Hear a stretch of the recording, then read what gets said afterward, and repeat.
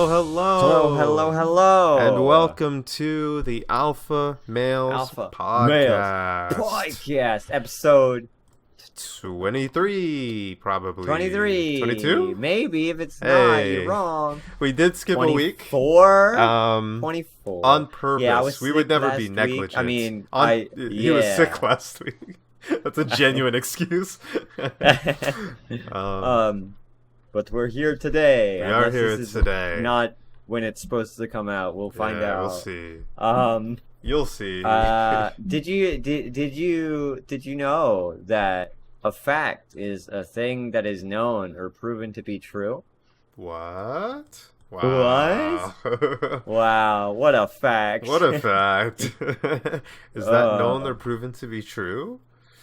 Good question. That's what the podcast is all about, actually. Number 50. Valhalla. Episode Valhalla. So our last episode was, we said this is the last time we're going to talk about Assassin's Creed Valhalla for a little bit. And that was 2 weeks ago. Yeah. So it's about time we start talking about it again. After 2 weeks. We both have it. We both are 7% through the game. One of us had a little bit more frustrating time playing it than the other. Thank you, Uplay, and that's fun. for that. Thank you, Uplay. What had happened was, I'll give it a little explanation, is... So, the way... I don't have internet. Well, I do have internet, but it's a mobile hotspot. And there's no way I could download all of Valhalla, because I would use up all of my internet for the whole month. So... Well, we did big brain stuff. Big brain. Sean downloaded it, brought it over via external hard drive. Not my external hard drive, and we put it in my computer. We got it working. So I go to play the game. We hang out for a little bit, then he leaves. I play the game till 2 a.m. Right? I play about 4 or 5 hours. I get through Norway. Spoilers. Into England. You go from Norway to England in this game. Dang it! I'm sorry.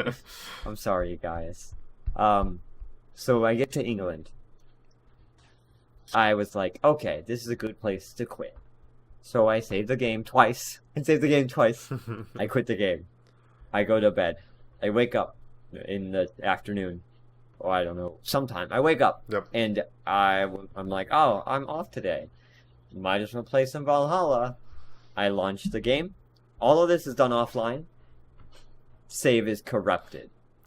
All of my saves are corrupted. Oof. I knew something was up when I launched the game and it asked me to reset my options.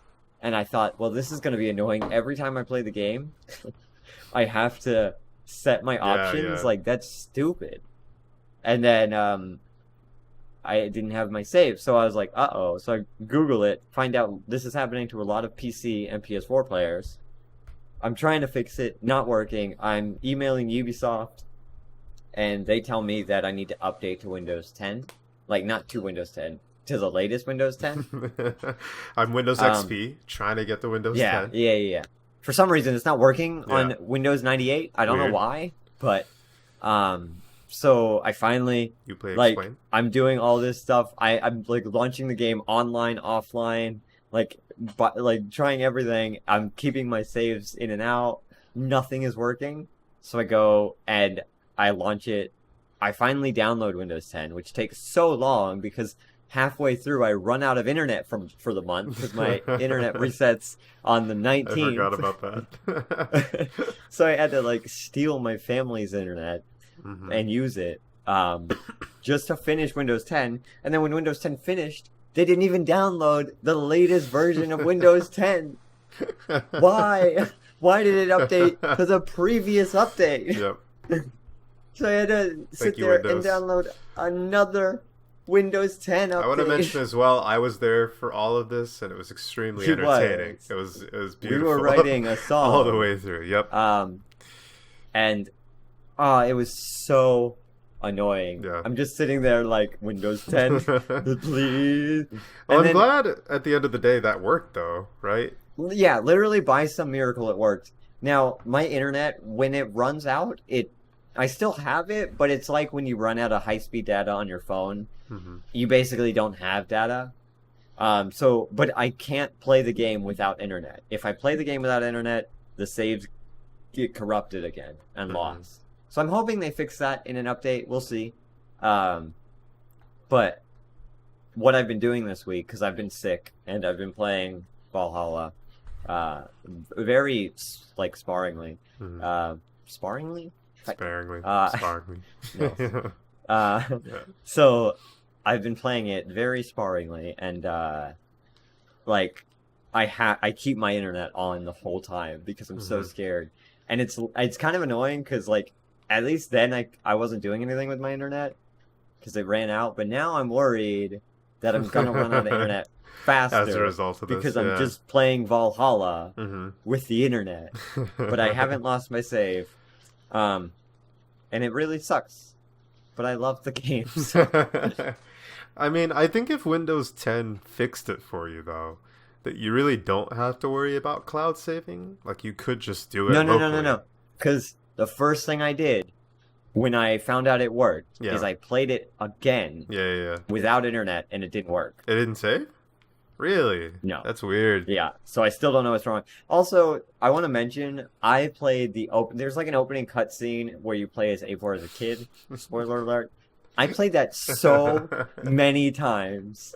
Sean, every time there was this one really sad part, and I'd be like, no, wait. The horse dying. Oh, yes. The horse died. The horse dies. I cried 7 times that night, all because the horse died. It felt like much more than 7 times on my head. Yeah. Oh, man, it was very annoying. But I did, like, if I was going to do an Assassin's Creed Valhalla video, I know a lot about the opening, like, mission. True. Maybe you should do the first look thing. Yeah, like the gates, the doors of Odin's house or whatever. See? I already got stuff. Yeah. It's his house. Trick or treat. But... other than that, closes Sean. On you. Little Leivor's like, trick or treat. No. No candy for you, Eivor. No. Odin's kind of a jerk in this game, guys. Yeah. But other than that, I'm enjoying the game. Though. Yeah. How's your experience, John? It's a ton of fun, man. I just got, for the first time on my end, to England. And I've like raided a few places. I've built up. I think I built up the blacksmith's place, which I think was a mission, so that's default.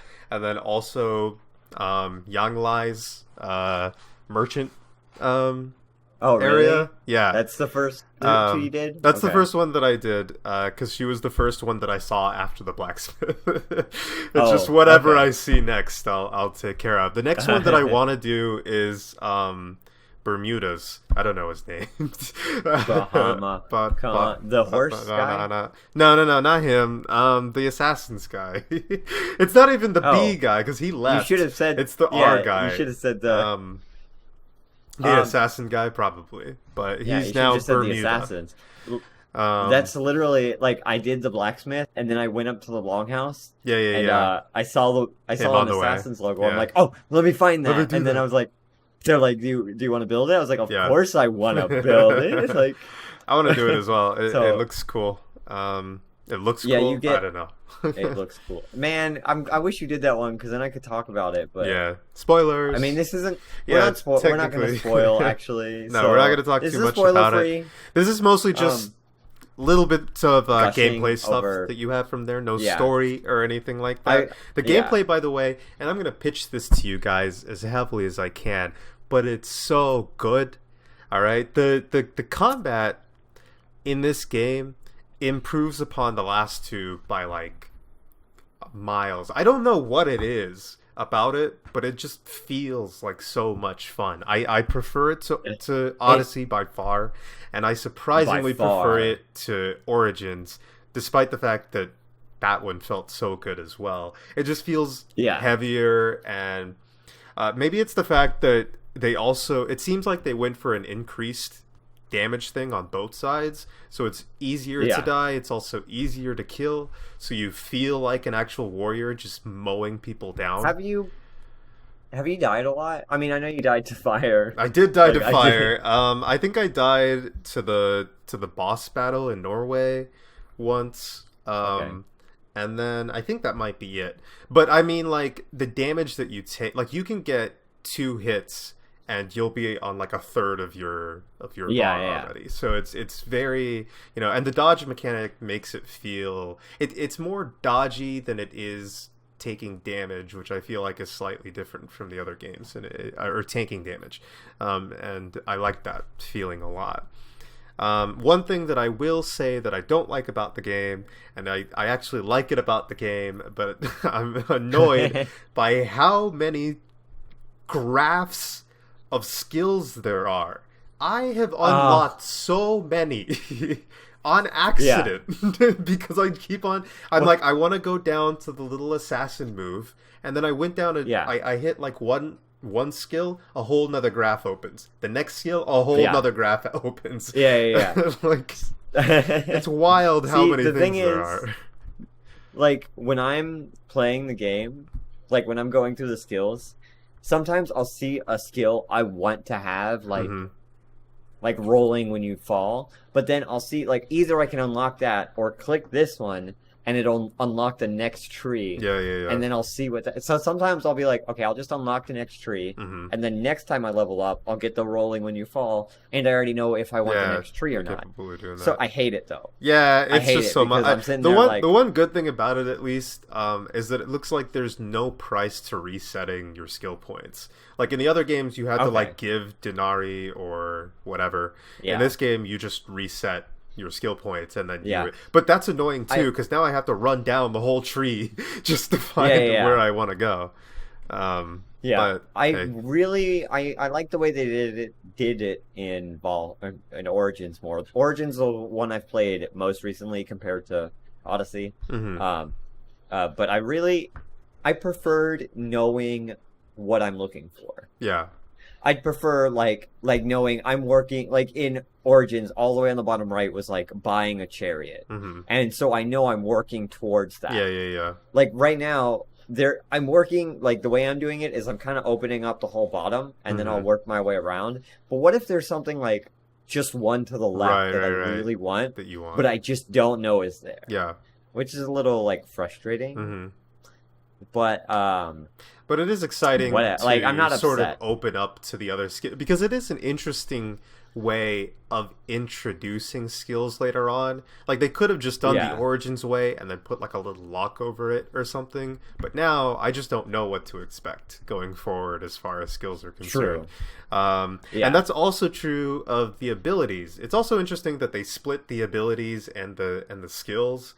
Because now you can find little scrolls or little books scattered around different parts of the map, and they'll actually give you powers that you can use, which are pretty cool as well. But there is a much more of a sort of mystery to what your character is actually going to be capable of later on. So, little mixed bag on how I feel about it. But hey, I mean, it's still fun. I still like the game. A lot of fun. Do you think that you're going to go down a more assassin route, more warrior? Yes. I don't think you're going to go range. Assassin? I have been using the bow a lot.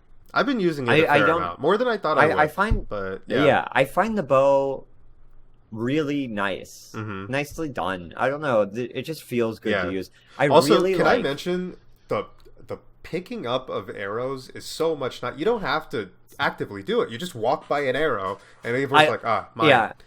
I find myself spamming the pick up arrow button. Knowing that it was going to pick it up anyway. And then the fire mechanic.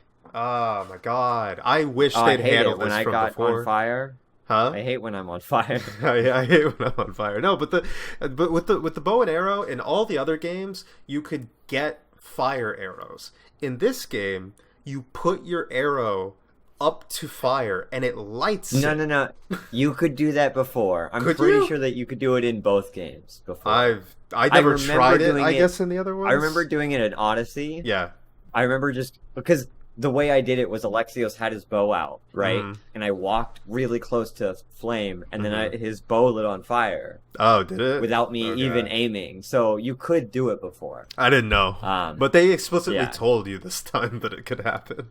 Did they? Because I don't remember them telling me. They didn't tell me. Did they? Actually, I don't remember. I think I ended up in a side quest that required me to burn down a house because I don't know, there was a couple that wanted to do some frisky stuff. I did you do that one? That was a great quest. So funny. And so they're like, okay, you need to set this thing on fire, and I'm like, well, I don't have any way of doing that. And then I was like, well, what if I tried lighting it? And then it turned out to work, and I was like, you've never been able to do that before. But apparently. Can I say the way I did that quest? I don't know if it's so... I talked to the lady, and I was like, yeah, I'll help you. This is funny. So I went in her house and immediately destroyed everything before they even said, like, oh, maybe you have to start destroying stuff. And then I took out a torch, because that's how I light stuff on fire, and I threw it at the ground before they asked me to burn their house down. So the whole house was on fire, and they're like, this isn't good enough. I was like, what do you want? What do you want? That's great. Man, did you come across... and these are kind of spoilers, but again, they're just side quests, so I'm gonna say it's fine. Yeah. But I'll just spoil one more. Did you come across the guy who was throwing his possessions off a cliff? Oh no. You didn't come across that one? Okay, so what happens? I don't even know if you can go back to it at this point. Well, you can go back to Norway, right? So it might be fine. Yeah. But it's one of the mystery quests, and he's up on this on a really, really high mountain. And he's there with his horse, and he's like, yo, dude, I want to have my possessions with me when I die, and I'm getting up in age and stuff, so could you help me throw these off of this cliff? Because apparently that's, culturally how it would be carried with him. So I'm Eivor, and I'm like chucking them all off the cliff, just one by one. Oof, oof, oof, oof. Roblox oof sound. Yeah. And then they converse about it a little later on. He's like, thank you for your help. I really appreciate it. And then Eivor's like, so what do you plan on doing now? And he's like, what do you mean? And then he says something else that I don't remember, and he just chucks himself off the mountain. And Eivor's like, okay. It was the greatest. Oh, man. It was such a funny quest. So... I think one of my favorite things about side quests in this game is they literally do not tell you what to do. Yeah. You get no quest marker. You get no little thing on your screen, on the side saying, here, go follow this guy or throw this guy off a cliff. It's just implied what you do. Yeah. My favorite one, and it happens on Norway, is you're riding to a town, and there's these kids. And if you go up and talk to them, they're like, we're going on a raid. Did you do this one? Could you hear that? Wait. Oh, I could. All right. What? Again? So there's a side quest when you're in Norway where you're going to that city and you run into these kids and they're like, we're going on a raid. Have you done that one? No, I haven't done that one, no. Okay, so I obviously stopped and talked to these kids, and they were really young, and they're like, we're gonna go raid and be the best Vikings ever. And I was like, and they're like, could you join us? I was like, you know what? Yes. And it was really fun because you're running with these kids to a mock town with some straw men, and it doesn't tell you to do anything. I could have walked away and these kids would have went their own way, but you get there and the kid is like, we approach this town, we are going to conquer it, and then it's up to you to destroy everything, and you slice the different straw men, and then you break some barrels and stuff, all without direction, while the little kid is giving you he's just giving you and we destroy all their stuff, and we find some loot. And it's very adorable. And then the end of it, I am going to spoil the end of it because it's nothing big. But the kids go, the kids go, yeah, that Raven clan will never stand up against us wolves. And the Raven clan is your clan. Yeah. So you literally just help them prepare to raid your own. It was so fun. And then Eivor, when they run away, just goes, I will meet you again one day, Wolf Clan, when you're older. And I'm like, that's perfect. It's such a perfect, like, way to do a quest. And I'm glad, because I've done a bunch of those side quests, and they never tell you what to do. Yeah. And it's so good. And even with, like, I've only done a few of them or whatever, but they've all been like that and also varied enough that they're not repetitive at all at this point. Yeah, like, I haven't done one that... Yeah. It's been a very good experience. I appreciate you, Ubisoft, on this one. So, based on where you're at, 7% through the game, compare it to the other games. Like, do you like it more or less? Like... Okay, so I'm gonna say that I like it more right now, but I'm not sure if that's because it's what I'm playing right now, or if it's because, generally speaking, I think it's the better game. Okay. I think that the combat is more fun. Far. Yeah. I think that the story so far is better than Odyssey, but potentially less compelling than like what was happening to Bayek at this point. You know. Because what happened to Bayek 7% through the game had already been like a crazy ride by this point. Whereas this one, it's like, okay, a few things that are important have happened. And I guess there has been some tragedy, but you know, I mean, that horse died 7 times. Yeah, the horse did die 7 times. Maybe it is more story, but I think the story in Origins by this point might have been more compelling to me. But the rest of it has just been really, really good, and I'm looking forward to where it goes. I don't know. I think I prefer it. Gameplay wise, definitely better than the other two. Yeah, for me. Okay. I think it's a lot of fun. I really enjoy the assassin characters we have met so far, even though they're not assassins yet, hidden ones. I think they're some of the best characters we've met in Assassin's Creed in the 3 games.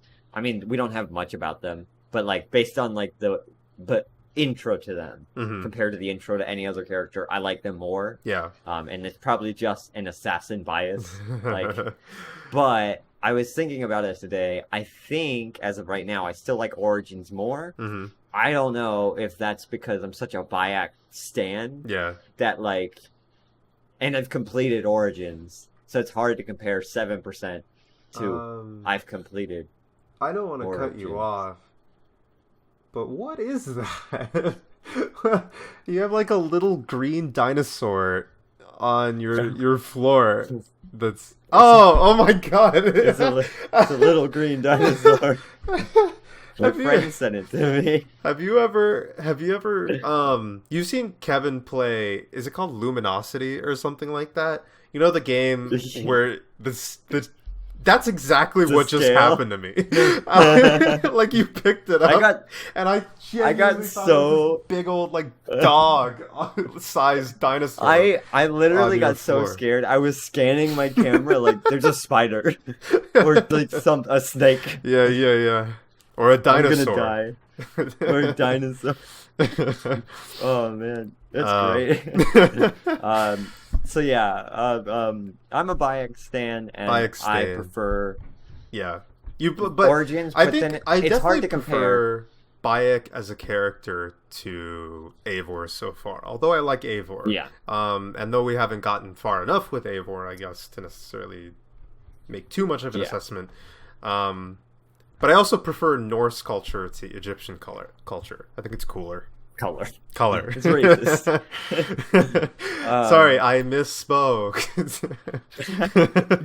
Yeah, no, I can see that. I think, I don't know, it's weird to say because I never knew anything about Egyptian culture going into Origin. Like, okay, I really liked Norse and Greek because of Rick Riordan. Yeah. And I never read the Rick Riordan books about Egyptian culture. King Chronicles. But then coming out of Origins, I think I like the way they handle Egyptian culture more. Okay. But the way the Norse culture is going right now, oh, it's so good. Good. It's so good. Also, I want to mention the thing that's back that was gone in Odyssey but was in Origins is when you take out an Order of the Ancients, you get like an interrogation scene, which was in the old Assassin's Creed games, then was removed for Odyssey and then put back in.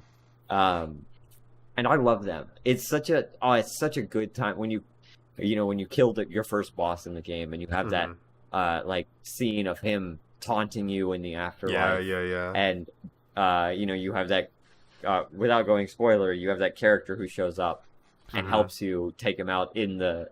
Oh, it's so good. Yeah. It's handled really, really so good. Well. It's one of those things that again I question heavily why they would take that out of Odyssey. Even though they didn't want to make an Assassin's Creed game. But that's what it feels. That brings up a point that I want to make. But Valhalla, and again, I'm pitching this as heavily as I can to you guys. But it feels like it took the good elements of Origins, took the good elements of Odyssey, removed the bad elements of Odyssey, and then put it all together. Yeah, it is genuinely a really good game. Yeah. I'm having so much fun with it. Like, I really want to keep playing it, but I have to be up in like 9 hours or something, so I can't play it tonight. But I cannot wait to play more of it. It's just such a it's so good. There's something else I wanted to bring up, but I forgot. How do you feel about Sunin? That's the I Raven. Haven't used Sunin super often. Not as often as I did in the old games. And I don't mind Sunin. They nerfed the bird. For sure. The bird. It doesn't have the same thing with Eagle Vision, because if you mark a target, it's a temporary marking. Yeah.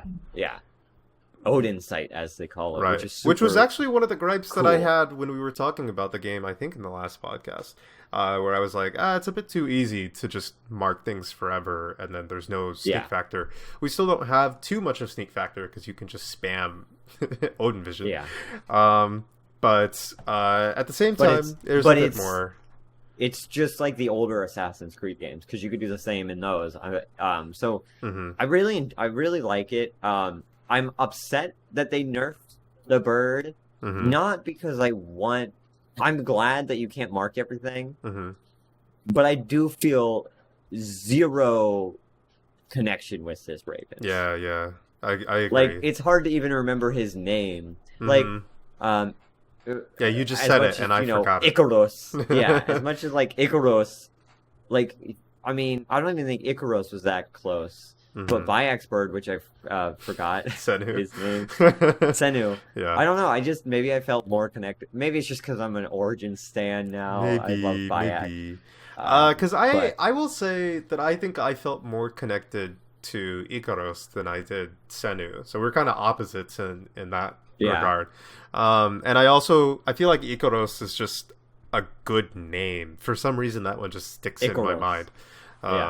More than the other ones, but I still genuinely don't remember the bird in Valhalla. Sunin, you just said it. Sunin? I think it's Sunin. Maybe because it starts with an S, it just makes me think, it's Black Senu. In this case, Raven Senu. The only reason I use the bird really is and I would do this in both Valhalla and Odyssey. You know when you're on a horse and you can have the horse automatically go to your quest objective, which annoys me because it kind of like encourages you not to play the game, right? Because you're like, oh, you drive, and then you just sit back and do nothing. And now they added it to the long ships. Yeah. While that annoyed me at first, the way I've always gotten around it is I go into bird view and I fly around as the bird. Yeah. And like I'm doing nothing but like getting a bird's eye view of. You're getting more exploration going on and everything. Yeah. And the other thing is the proximity. I feel like I don't remember exactly, but like storytelling and music playing in the old games, on the ships were proximity based, which it still kind of is. Yeah. But now, if you're either in cinematic mode or if you're using the bird, you can still hear everything.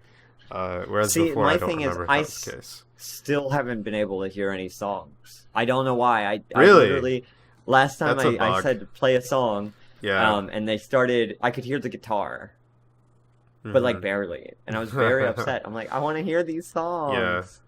I don't know, but I don't either. I'm really like wanting to hear the songs. You know, I did a mission, right?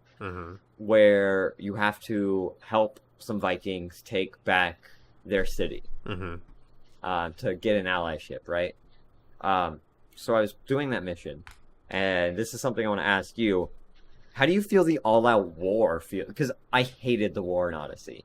Because it would cutscene, then you're in like a war where you have to kill like 7 people. It was just a gimmicky sort of mini game sort of deal. It wasn't very good.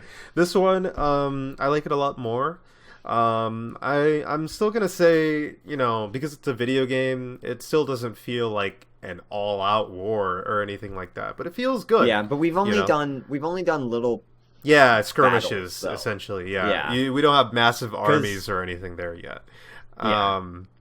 But it does feel really nice to be able to just, and this was true of the other games, but still, to just assist a random dude on your side and then go back and fight, a boss.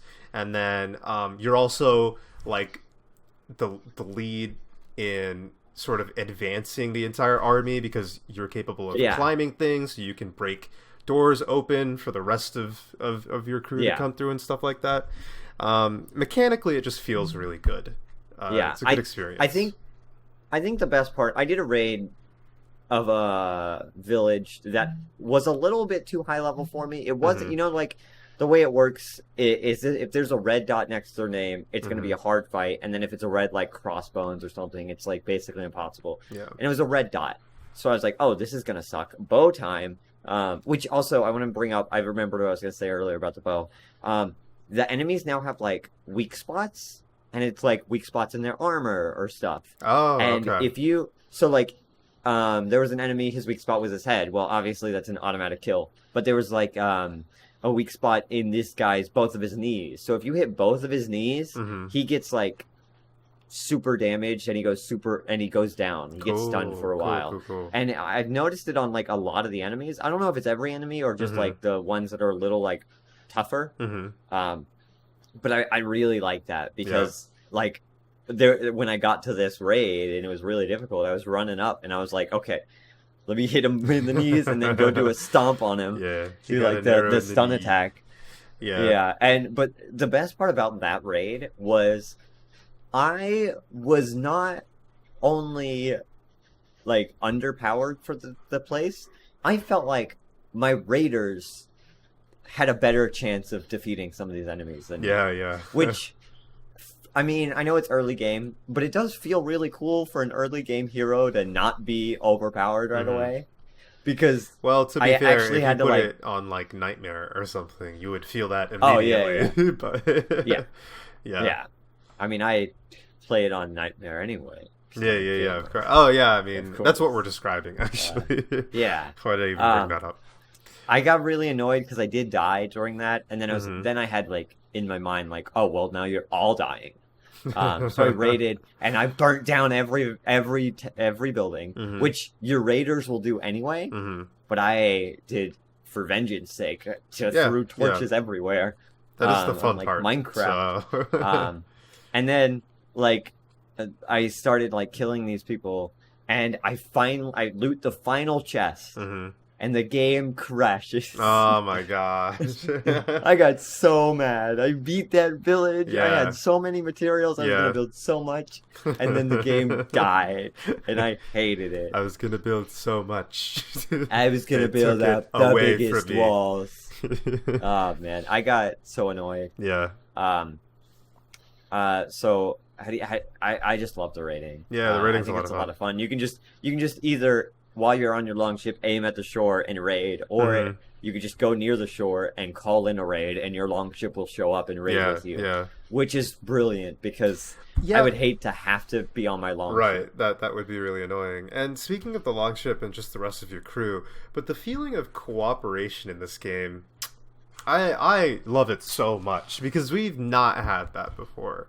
Every single time that you like bust open a door during a raid, you're calling somebody else over to do it with you. You're able to basically, with the horn, I think you can also call over troops toward where you're at to fight with your enemies and stuff, to get a little bit of backup and stuff. And stuff like that has existed in a lot of other games, but it's always, to me, felt a bit more gimmicky. And for some reason here, they just nail it for me. I really love the feeling that comes from it, as well as just the little bits of dialogue that they sprinkle in while a raid is going on that had no business being there, but it's so, it adds so much flavor to the fight and stuff like that. Yeah, I don't know. I really, even like the fact that your teammates can go down and you have to revive them. Yeah. When I first did it, I was like, that's cool, but this is going to get annoying. It hasn't gotten annoying yet. Yeah. Because it doesn't happen all the time, but you do feel the need to be like, oh no. Even though I don't know who this character is. Right. And they did say you would know every character by name. That hasn't happened yet. I know one. Here's to hoping. Dag. But, like, I still feel like I need to help this guy up. He's my brother in arms. Right. And it's just really cool. To know that like it's a co-op game when it's Yeah, I like it a lot. I love it. And I love leaving them behind once the raid is over, because they're like, Eivor will be like, all right, back to the ship once you've gotten the stuff, which is also, by the way, good game design, because it's like, at first you'll get like the first chest, the main chest or whatever in a village, and Eivor will be like, I wonder if there's something more, and then you'll move on, find the other one, and then you know that you've cleared the place because Eivor will be like, all right, let's head home, which is good design. But then I love it because they'll all head back to the ship, and then I'll go in the other direction to find just talk to random villagers, or just kill randos that are walking up the road or whatever, which is a lot of fun as well. And you'll find that if you just like follow behind the Englishmen sometimes, just walking down the path, I think that they'll just have like little dialogues, and it's like you can just listen to that, which is cool. Do you operate with your hood on a lot? A lot of the time, yeah. I think I only don't have it on in combat. When I get out of combat, I put it back on. I forget. I think so it's cool. Often. Yeah, I end up remembering once I'm like, oh, this is a bad area, because it actually tells you. Yeah. But most of the time, I like that. I like that it's an actual feature too. Like, if you're not wearing it, you're more likely to be caught. Yeah. I like that they're actually adding like gameplay to a hood. And they also don't make it like impervious either, because if you get close enough with the hood on, they're still like, oh, I can see your face, and they'll attack you. So I like that the hood stays on during cutscenes as well. It's such a small detail that makes me feel like, oh yeah, I'm wearing the hood, so you're wearing the hood in the cutscene. It makes sense. Something that's kind of annoying to me, but also I'm glad I have it, is Twitch Prime. Twitch.tv/Legion of 2. You can sub there. We're not streaming, but go ahead. Go ahead and sub. And after you sub to us on Twitch Prime, you get a free armor set, which includes a pigeon outfit for your Raven. Yeah. Which I put on for literally a second and then took off because I was like, this doesn't fit. But it also gives you a full armor. I don't remember what the armor is called. It's not Viking armor. I'm going to send it to you, Sean. Okay. But the hood is not fur. It's like a red cloak. Okay. And I, at first... Oh, I don't know if that just came over. If you guys just heard my audio... I'm going to try to show you, video watchers. Oh, okay. Video watch... Sorry, my audio might have been picking up my desktop audio. And if it was, then they just heard the beginning of my Mr. Robbie's neighborhood. Because that's what happens when you open up. All right, Discord. So it's called for audio listeners, it's called the Carolingian Carolinagian Dynasty Gear Pack. God, the names of this game are insane. I don't try to pronounce anything. Nothing. I don't pronounce a single thing. What culture is this? Is this like English? That's what I'm trying to figure Saxon? out. It could be Saxon. The helmet looks very like Roman-esque. Like not even Roman. Like I cannot remember what it's called. Something. Okay. Middle Eastern. Does it? Ish. Yeah. Yeah. The feather. The Caligulayan dynasty or empire was an empire that spanned halfway down Italy, most of Western Europe except for Spain, and that's about it. Okay. So not Middle East, England, but all the same. It looks Middle Eastern. It looks slightly Middle Eastern, but the hood, you can tell at least that it's something to do with England because of the crosses everywhere. But it's not actually, because I just said it wasn't England. It literally European, whatever.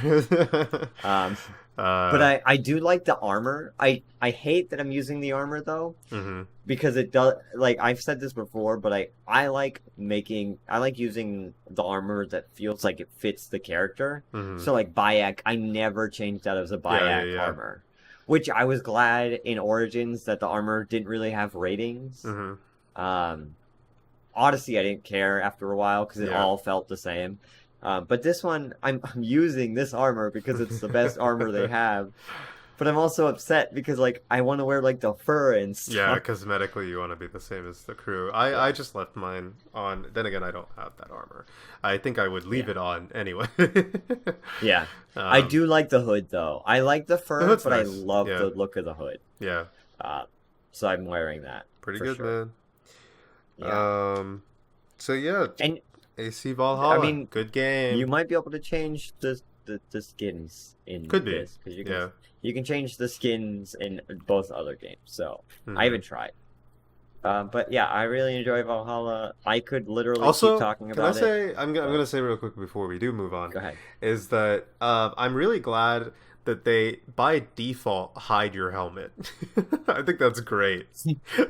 Genius. They finally got it right. Genius. Video game developers. They did something right. Watch this and take notes, okay? Actually, I'm going to say it. Well, one, I like the modern day. I don't want to go into it because I don't know anything about it yet, but it seems very well done. But the one more thing I want to ask is, do you have it where the hidden blade will auto one-hit kill? I didn't set that up, and I imagine it's not default, so no. It's not default. Okay. I don't have it set up one-hit kill, but I am thinking about putting it on one-hit kill because I tried to assassinate just like a higher-level random guard. Yeah. And it didn't kill him, and I kind of got thrown out of, like, this is a great Assassin's Creed game, because I was like, Yeah. Wait a minute, I have to... Well, that was the same with Origins as well, although you could set it there. Yeah. But this is, because they didn't do it in Origins or Valhalla, where you can, I don't think they could, where in the, like, because in Origins you had, like, the Hack the Animus thing, where you could just change it. But this is like an actual just setting. Oh, it's just a setting. Okay. It's a setting. I guess that's better. Yeah. Yeah, and I might put that back on because I think it's a lot of fun to try to stealth your way into something, right, and then assassinate everyone. But I don't know. Maybe it might be a little too overpowered. We'll see how I feel. I'm gonna change it and just see. I mean, because when you do that, I mean, it's cool, but then it kind of defeats the purpose of the assassination damage part of the trees. Like, I get the novelty of it, and it makes sense. I don't know what it would do to the assassination damage, if it would take it off or not. It would just be used for all that. And mind you, I've gone down the tree a little bit, and we do have moves from Odyssey, like the chain assassination now, which I don't know if that means you throw it and then you teleport again, or if it's something slightly different. We'll see. But if it's that sort of thing, then all of a sudden you can just take out enemies all at once instantly because of that perk. So it's like the other thing, mixed bag. The other reason I might not is because I did find this one skill in the tree where if it's a higher level enemy, it I got that a one QTE too. To let you get a more I think I damage just on unlocked that one actually. I think I I don't think I unlocked it yet. I think I just made it show up and kept going because that's how I'm doing it. Is I'm just kind of finding ones I really want, but makes sense. I might get that one first and see if that's better. I just really want to be an assassin. Being assassin is cool. I think that's that was the route that I went down initially as well. It gave you like the first 3 options, and you had no idea that it was going to branch out as much as it did already. But I hate it. But I clicked on assassination damage. And after that, it's like, okay, the next one is like melee or range. And I'm like, I thought this was going to be like an assassin's tree. That's what I hate. I'm to the point where I'm not even looking at like what I'm adding. I'm not looking if it's range or melee damage or whatever. I'm looking for what the next skill is going to be, right? Yeah. So I genuinely don't even care what I get, what you pick up, which is a bad way to play it because I'm probably shooting myself in the foot. Very misbalanced player, but I mean, at the same time, you're going to be able to reset those skills for free. So if you wanted to respec, it's very easy to do so. But hey, but like Robbie said earlier, we could talk about Assassin's Creed Valhalla for literally the rest of this podcast. But we should but we're not going to be on this podcast for long, so we're just going to talk about Sean, what's Apple doing? What is Apple doing, actually? I should find out. They're not in Assassin's Creed Valhalla, so I hate it. Ugh. They don't even have a console. Not even gamers. Anymore. If you're an Apple person, you're not a gamer. Whoa, CNN one day ago, and CNN is the best news source, as we all know. Apple to pay $113 million over deliberately slowing down iPhones. Apple has agreed to pay millions of dollars to 34 states over its controversial previous practice of deliberately slowing down older iPhones to extend their battery life. The company will pay $113 million to settle an investigation by states, including California and Arizona, over how Apple wasn't transparent about its iPhone battery problems that led to unexpected devices shutdown. Instead of disclosing the issue to its consumers or replacing the batteries, it pushed a software update in December 2016 that impacted the performance of older iPhones. Because of course they would. Oh, wait, and then this article goes on to say, at the time, the company issued a rare apology, temporarily dropping the price of a replacement battery from $80 to $30, and added a feature to allow iPhones to use to monitor battery health. I love this because, so what they did is your phone died because Apples are made poorly, right? Then it dropped. Then it dropped an update to slow down your phone, so if it didn't die, it would be slower but wouldn't die. And then they said, "Sorry, your phone is dead. Buy a new battery." And here we have a feature now that shows the battery health, which I'm sure Android has. And then they're like, but we're not going to make it faster. We're not going to let you reverse the update that slowed down your phone. So even if you bought a new battery, you just had a slowed down iPhone. Literally, that's the worst way to fix it. It's funny because when you buy an iPhone, it's a slowed down Android. So now it's just double slowed down. It's, man.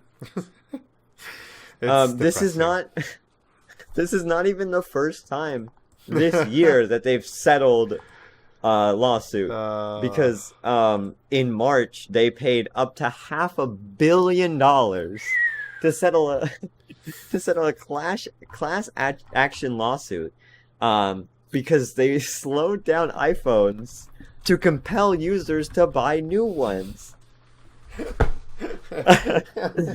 Okay, so your phone... Well. The thing about the batteries is probably that was only half of it. They just took a stab again at getting more money. Oh man. Oh my gosh. I can't even imagine. Yeah, and imagine owning an Apple. How does that go in court? How's that like? Yeah. Man, you're talking to the judge, and it's like, so why are your phones deliberately slowed down here? There must be a legitimate reason, I imagine. You're Apple. Millions of people have entrusted themselves in your product. Okay. Yeah. So and they trust in you. Yeah. So why are the phones the battery? Battery doesn't work. When the new phone comes out, the old phone battery die. What can I say? That's the only reason. And it's every time a new phone comes out too. I don't know why. It's just how it works. We haven't looked into it though, because yeah. So yeah. No. You get that's funny. You must mean you've done a few investigations already before releasing them, of course. We've updated we slowed them down. Does that help? We slowed down the phones that the battery died. That is what we're here for. And if your battery die, you could just buy a new one. How much, pray tell, are the batteries? They're free. You're giving them complimentary for the issue, right? Because what does that word mean? Issue? No. Complimentary. What? Complimentary? Yeah. Yes. I've never heard it. Of course you wouldn't. You owe us $113 million. Do you want... Thank you. Well, if you want a charger, then you're going to have to pay for it. It doesn't come with the phone anymore. That's what you get. Also, I like that the CEO of Apple, Tim Cook, admitted that the revenue in 2018 was hit by reducing the iPhone battery replacement. Like knocking your battery $50. Mm-hmm. Destroyed your company. You're only paying $1,000 on a phone that took us $50 to make, and then you have to buy a new battery. You're buying a battery that costs us 30 cents to make, and you want us to sell it for $30 instead of $80. Oh, how is Apple supposed to survive? Yeah, the thing about Apple is they make so much money because they force their users to make them so much money, right? Because their phones are overpriced. We know that. Their accessories are overpriced. You have to buy their accessories to get them to work. You have to use their software. You have to use this. If your phone breaks, you have to go to an Apple technician, not anyone else. Mm-hmm. And then they're saying that reducing the price of a battery on an old iPhone has hit their revenue for the year. When it's who's replacing that battery in the first place. Yeah, it's your own fault. And also you're the only ones who's going to replace that battery because you don't allow anyone else to touch the phone. Exactly. So you're already charging $80 total anyway because of labor. Yeah. You're going to tack on labor costs. Yeah. Oh, man. I love Apple so. And here's the thing, guys. Here's why we have the Apple hating segment. We feel genuinely strongly, okay? And we wouldn't do this, by the way, if it weren't for the fact that we feel strongly about it, because if in the future this podcast thing or the YouTube thing or any of those things worked out, Apple would probably pay us a fortune, genuinely, because they have money to do so. If they were going to sponsor us, I don't know if they sponsor YouTubers that much or anything like that. They don't have money anymore. They don't. The battery cost was only $30. But I think genuinely that you are getting robbed if you use their products. There's so many reasons to migrate from them, especially now. Even if you're a programmer, Okay, there was a whole reason for a long time that programmers would use Mac OS because it comes with terminal and it was convenient for us. Windows is starting to accommodate for many of the features that are available there and that were also already available on Linux. That's what I'm saying. Like, most people use Linux too, right? Yeah, like, exactly. Oh man. So it's so much money, and they rob you afterwards in the form of repairs and amenities, and they're not willing, when it's their fault, to sell you a battery for less than what they were selling it before, despite the fact that they probably still make a profit off of it. It ticks me off with every fiber of my being. They won't let their phones be used by villains or anything, like on movies and stuff. Like that. I genuinely would not do this about many other companies, like most other companies. I can't think of one right now. Mm-hmm. I'm sure there's like a couple that I would do this about. But a weekly hating on Apple podcast segment on our podcast is genuinely, like, I'm passionate about it. Yeah. Like, I hate Apple. I have a passion for hating Apple. Yeah.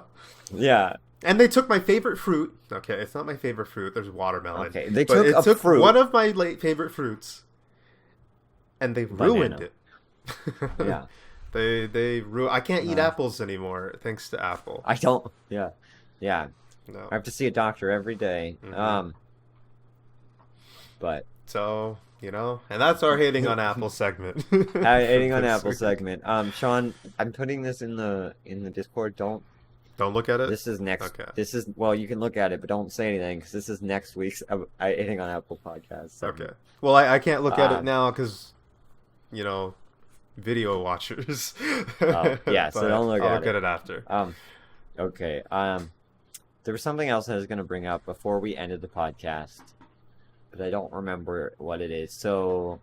Yeah, so we'll talk about it in the next podcast. Yeah. Thank you guys for listening. Oh, wait. I just want to do a quick shout out. Oh. I think we're not, I could probably say this next week, but we're going to say it in advance now.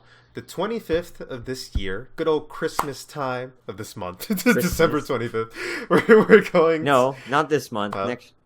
Oh, yeah, we're still in November, aren't we? Weird. But the 25th of next month, Christmas Day, we are going to be releasing our very first music video, and potentially our very first video, to the Giraffe Gang channel. I will have a link to that in the description. I'll probably make it by the time this podcast comes up, as in tonight. And basically a month from now, we are going to have a Christmas music video up on there. It's a parody of a very popular song, and I think you guys will like it a lot. It details a lot of the themes that are present in 2020, and I think it's quite funny. So it hopefully will be the first or second video on the channel. We have an idea for another video. We do have another one. Not sure if that's going to go up yet. We'll see. It might come up. So just watch out for it. We'll drop the link in the description. Subscribe. You'll know when the thing comes out, and you'll be able to watch it. And you'll be entertained that day. So, okay. All of that is to say, please check out channel, and thank you so much for watching. Subscribe or listening. Yeah. Leave us a 5-star review on Mac, Yelp, on iTunes. Yeah, please do, and then don't use iTunes again. And we'll see you in the next one. Bye-bye. Bye.